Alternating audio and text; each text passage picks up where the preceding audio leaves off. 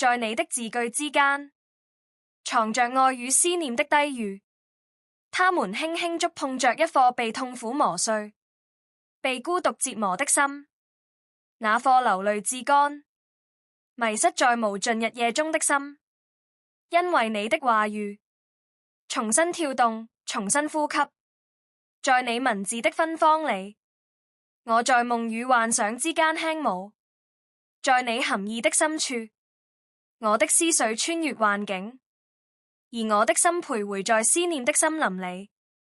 我曾以為愛已從生命中消失，長夜磨準，無處容愛。然而在晝夜交替的瞬間，悲傷散落，淚水如灰燼般飄散。你的溫柔話語再次點燃愛的火焰。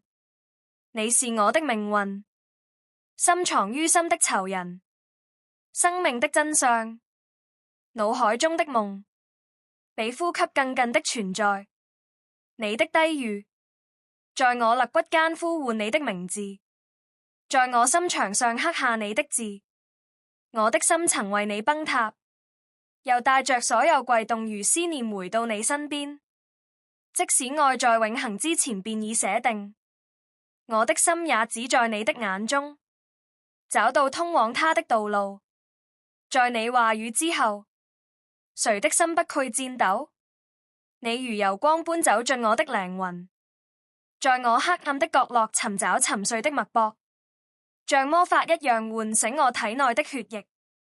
我以為生命奪走了愛的力量，以為思念在寒冷歲月中死去，直到你出現，如不散的夢，如重生的春天，在我心中盛開。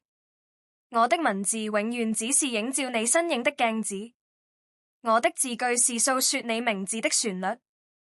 我未曾懂得愛，直到看見你的雙眼；我未曾交付心靈，直到你輕喚我的名字。